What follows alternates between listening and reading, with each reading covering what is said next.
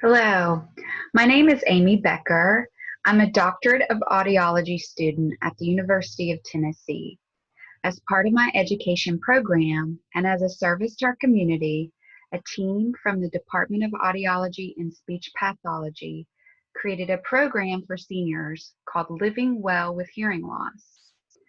This program was designed to educate people on the nature of hearing loss and how to overcome the barriers that hearing loss creates and maybe, hopefully, improve the quality of their life.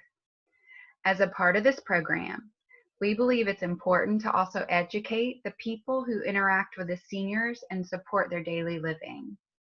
This is the goal of today's presentation. Although I'd definitely prefer to be in the same room with you today, I invite you to reach out to us if you have any questions that you have about this presentation or about hearing loss in general. We have a contact information slide at the very end of this program, and I'll review that with you again. So let's get started. Hearing loss and hearing devices and how to support your residents. Today, we're going to be talking about the ear and how we hear, the types and degrees of hearing loss, signs and symptoms of hearing loss, good communication strategies, and finally, we're going to end with some troubleshooting ideas that may help you help your residents if their hearing aids are not working properly. And I'm going to apologize in advance. I may have to move this box around so you don't miss any of the slides. So bear with me through this Zoom presentation. This is a great video from NIH, and I just want you to watch it to learn how we actually hear. And I'm going to move to the top and get out of your way so you can enjoy the video.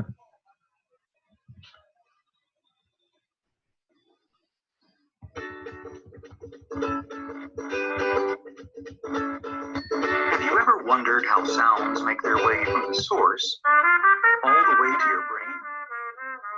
Take a trumpet, for instance. When it's played, it makes sound waves in the air.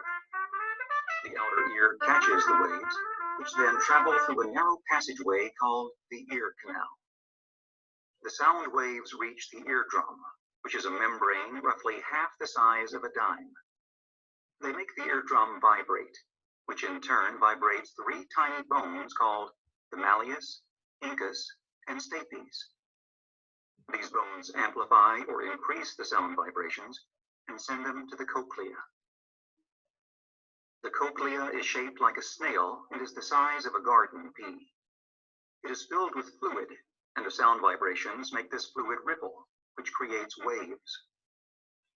Hair-like structures called stereocilia sit on top of hair cells and are grouped together as hair cell bundles inside the cochlea. The hair cells inside the cochlea ride these waves, and the hair bundles are moved. The hair bundle on top of the hair cell turns these movements into electrical signals. As the hair bundles are moved, ions rush into the top of the hair cells, causing the release of chemicals at the bottom of the hair cells. The chemicals bind to the auditory nerve cells and create an electrical signal, which travels along the auditory nerve to the brain. Different hair cells respond to different frequencies of sound. The hair cells at the base of the cochlea detect higher-pitched sounds, such as a piccolo or flute. The hair cells toward the top of the spiral detect progressively lower-pitched sounds, such as a trumpet or trombone. At the very top or apex of the spiral, the hair cells detect the lowest-pitched sounds, such as a tuba. The auditory nerve carries the electrical signal to the brain, which interprets the messages as sounds that we recognize and understand.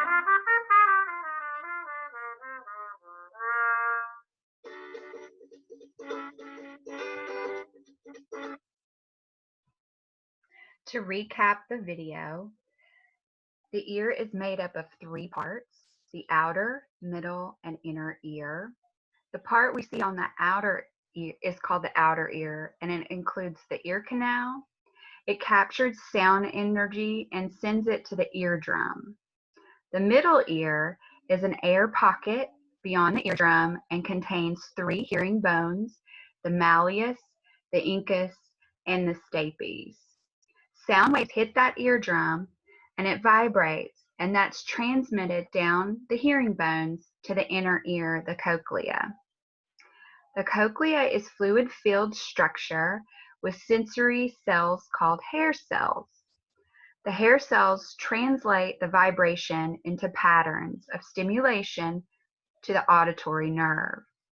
The auditory nerve then takes this information to the brain. So it's really hearing with your brain.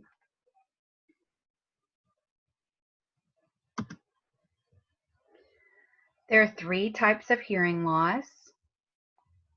I'm going to move my video down here.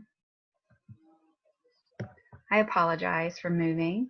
There are 3 types of hearing loss. Conductive hearing loss, and that's the outer or middle ear is the damaged area, and usually that can be medically managed. Sensorineural hearing loss, that's when the cochlea, that inner ear, is damaged. Maybe the hair cells, or it's just not getting good oxygen. And usually that is just permanent hearing loss. And then we have a mixed hearing loss, and that's a combination of both conductive and sensorineural.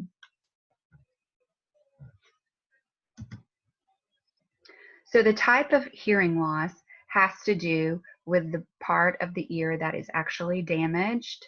So this is a good drawing. The conductive part has to do with the outer or middle ear, and then the sensorineural has to do with that inner part, the cochlea. This is called an audiogram, and it's really a graphic representation of a person's hearing. The blue X's are the left ear. The red circles are the right ear. As you go from top to bottom, the level or volume of the stimulus is actually increasing. And then as you go from left to right, the frequency or pitch of the stimulus is increasing. So this is similar to keys on a piano that goes up. I apologize again. I'm going to move my head so you can see this better. So this is actually the degree of hearing loss, and that starts out as normal and goes all the way to profound hearing loss.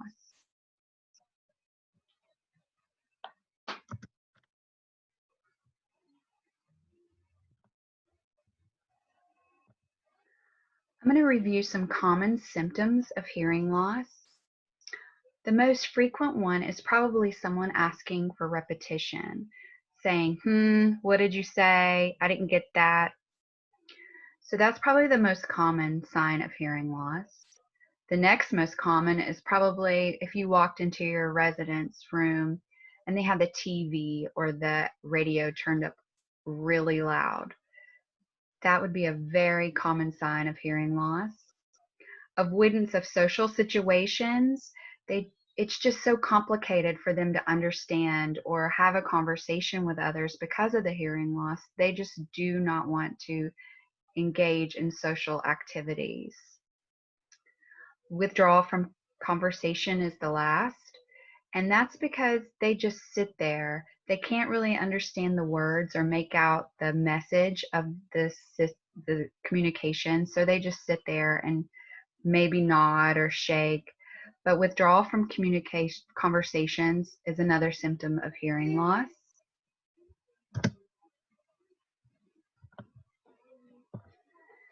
We have symptoms of high frequency hearing loss. If you struggle to understand women and children's voice, that's a sign. If you just stop hearing birds, some of your residents may not be able to hear the birds sing anymore. That's a symptom of high frequency hearing loss. Words that start or end with sh are harder to hear because those are high frequency consonants. So if you have a high frequency hearing loss, you're not going to hear that pitch, and understanding those words is going to be a struggle. When people talk, they may say, I can hear, but I just can't understand. because they can hear some of the message, but they can't really hear the whole message because of that hearing loss.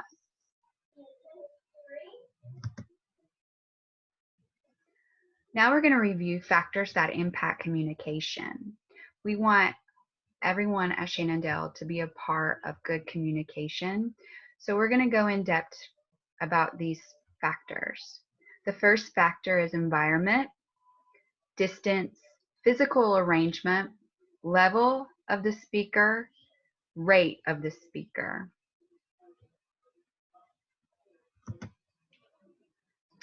So the environment, what's an ideal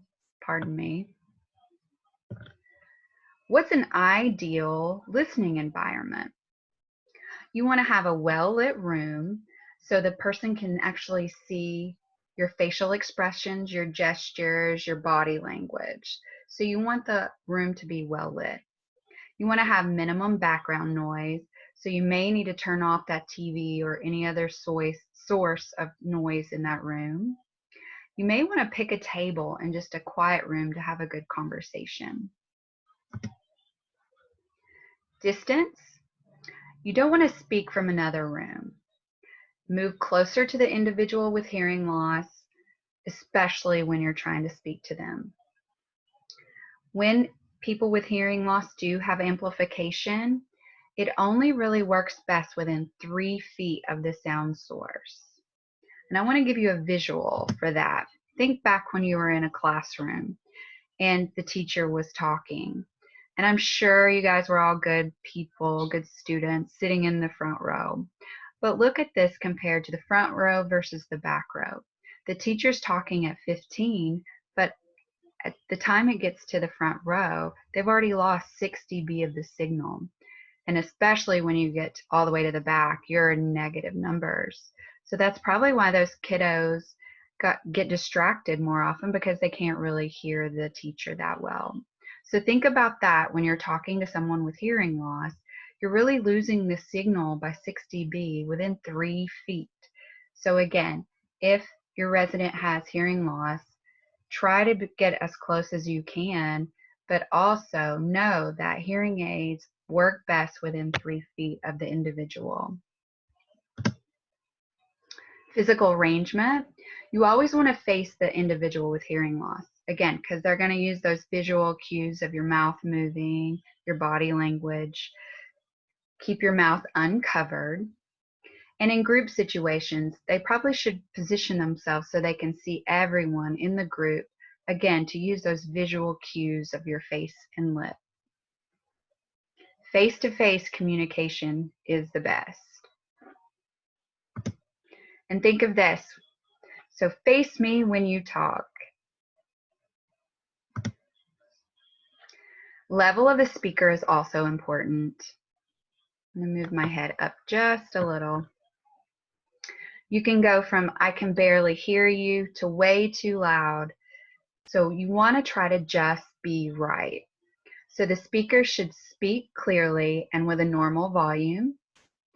Speaking too loud may distort the speech, and speaking too soft, your residents probably won't even understand the message. So you want to try to get it just right in the middle. The rate of a speaker is also important. Speakers should speak slowly, use an even rate of speech. You want to allow time for those mentally fill in the gaps if anybody misunderstands or doesn't quite hear you. Don't be afraid to take frequent pauses to give the listener time to process and catch up to what you're saying. So we reviewed some good communication skills, and now we're going to go over the 10 commandments for those who interact with people with hearing loss.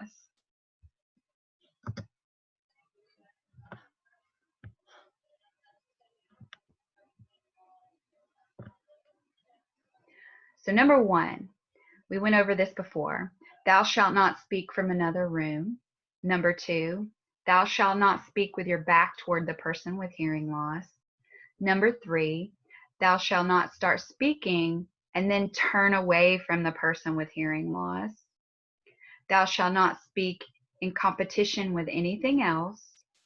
Number 5, thou shalt get the attention of the person with hearing loss before you begin speaking. Number 6, thou shalt speak face to face whenever possible.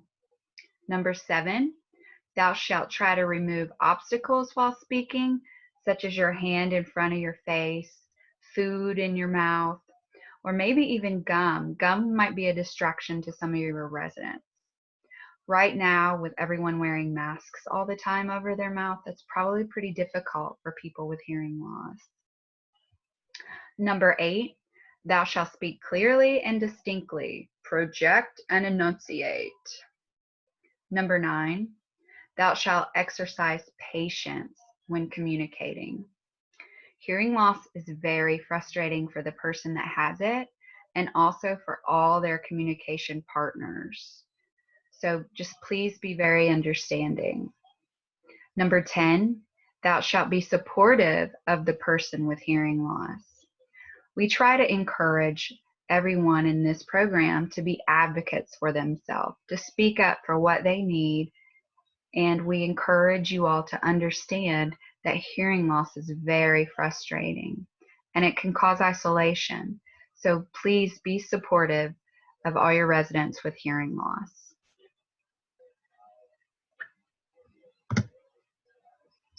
So now we're going to review some types of amplification. There are many different types of hearing amplification options. The first are hearing aids, and these would be your left. And some common brands and manufacturers are Oticon, Phonak, Resound, Unitron, Starkey, and Signia. But these will probably be your most common that you see with your residents. There's also cochlear implants, and there are 3 manufacturers: Cochlear America, Med-El, and Advanced Bionic. And then at the bottom, you see the bone conduction device. We're going to review some parts of the hearing aid. I'm going to move my head just a little because I want you to see what I'm covering up here. The man is wearing a receiver in the ear hearing aid. It's an open style hearing aid because you see these open end domes below me. Those are what's on the end of his hearing aid instead of the ear mold that you see on the lady and the other option. The open style fitting, those open and dome closed, those are disposable, and after a certain time they do get changed out on the hearing aid. Whereas the ear mold, that's permanent. The resident just should clean that off every night.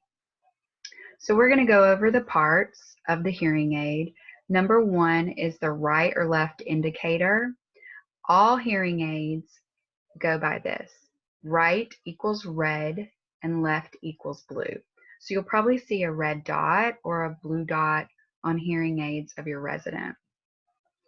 And that just helps them orient when they're getting ready to insert the hearing aid in their ear. Number 2 is probably most important for you guys. It's the battery compartment. And this will be our number 1 issue if hearing aids are not working properly. It's usually a dead battery. So please be aware of where the battery door compartment is. Number 3 is the volume control toggle. Number 4 is the program button. Number 5 is the microphone. And a lot of hearing aids have more than 1 microphone, so please be aware of that. Number 6 is the tone hook. Number 7 is the tubing. And you can see in the lady's ear the tubing. And then there's her ear mold. And ear molds come in a lot of different styles. It just depends on what's comfortable to the patient and how much occlusion they need.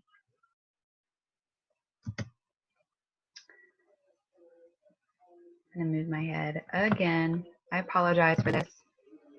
This is an in-the-ear hearing aid, and these are custom per person and are usually best for people with more moderate hearing loss. So I'm going to go over, this is the speaker, And this is what delivers sound to the ear canal. And then as you move up, you have your microphones, your program button, the battery door compartment, and the amplifier. And it just fits in the ear, as you can see in the picture. This is a cochlear implant processor, and this is the outer part of the cochlear implant. You can see the lady is wearing it. She's wearing it over the ear, and that magnet attaches to a magnet that's been surgically implanted in her head. You have the sound processor, the ear hook, the battery compartment, the coil cable, the coil magnet, and the coil. I'm not sure if any of your residents have cochlear implants, so I'm not going to spend a lot of time reviewing them. This is a bone anchor device, and as you remember a few slides ago, the type of hearing loss would be conductive in this. So that outer or middle ear is the problem. So this is a bone anchor device, and it actually bypasses the outer and middle ear and stimulates directly to the cochlea. So it is an implanted device.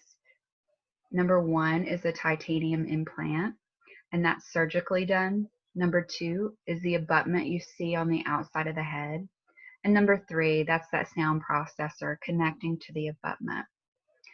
You can have a bone anchor device that is just worn on a soft band, just like a headband around your head that connects to the back of your head. So now you know some more about hearing aids. I'm going to go over some do's and don'ts about hearing aids. Hearing aids are programmed for the specific individual hearing loss. They do amplify sound. They do help with one-on-one conversation. They do aid with lip reading, and they do decrease listening effort. At the end of the day, some of your residents are probably exhausted from working hard to listen, to concentrate. So hearing aids do help decrease that listening effort. But hearing aids do not cure hearing loss. Hearing aids do not prevent hearing loss. Hearing aids do not eliminate background noise. Technology in the hearing aids is always improving, but it cannot eliminate background noise.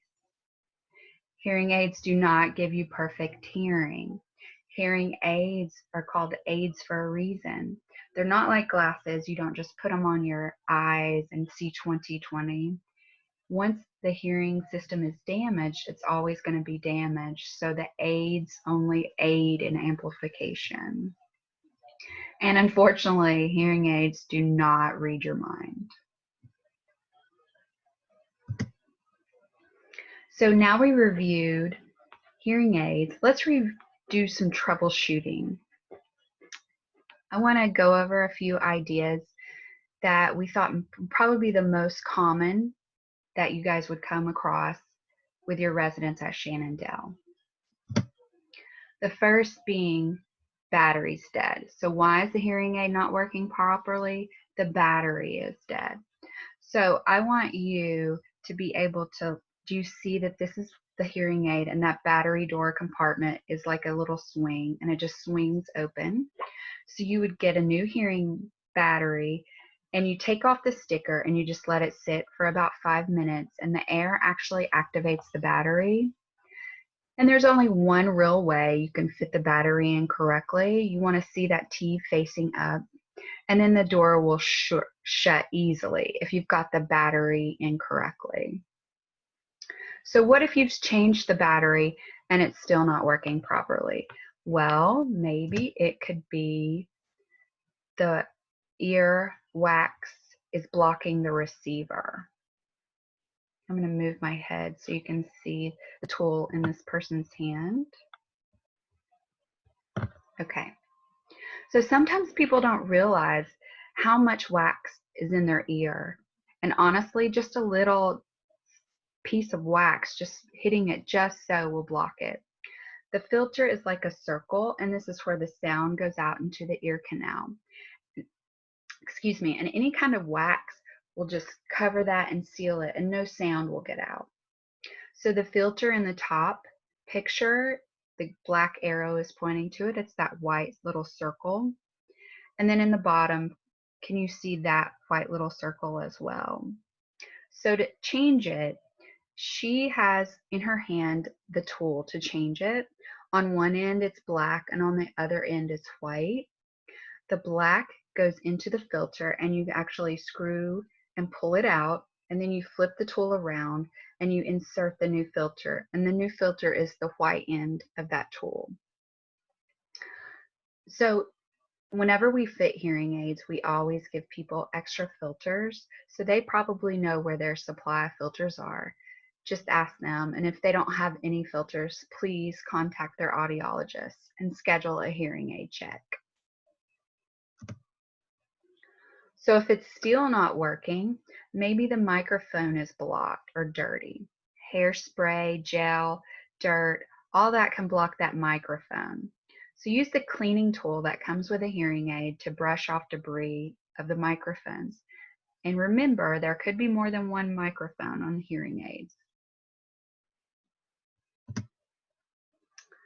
So if it's still not working, maybe it got wet. So you want to remove the batteries and place the hearing aids in a drying kit as soon as possible. Hearing aids are often water resistant, but they're not waterproof. Even sweat may cause damage sometimes. So get the batteries out as fast as you can and put it in a drying aid kit.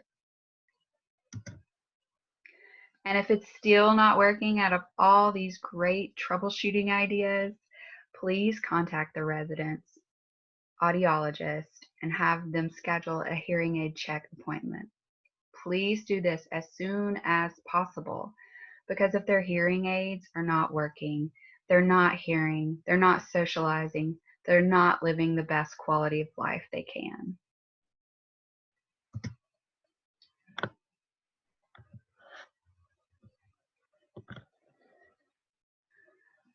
This is a sheet we're going to try to have at each nurse's station. It's just a quick reference guide. If your residents were saying, my hearing aids aren't producing any sound, my hearing aids sound distorted, my hearing aids aren't loud enough, and my hearing aids are whistling, it's a great tool to have at your nurse's station. And we'll just give that to each and every nurse's station and just follow it. Like, look and see if the volume control is working, change the battery, look to see if there are any debris or damage. And if all else fails, please call their audiologist and schedule an appointment for a hearing aid check.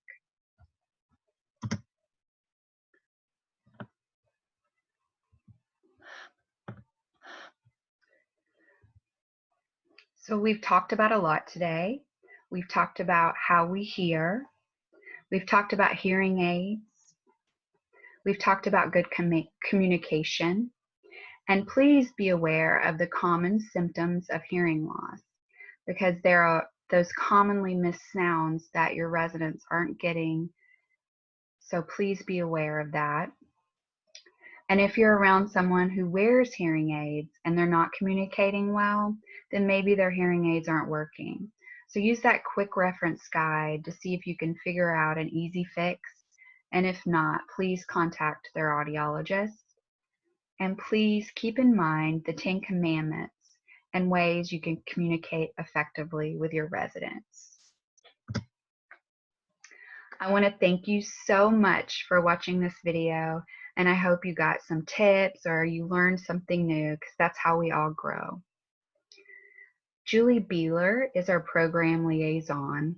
If you have any questions about this presentation, video, or hearing loss, please contact her.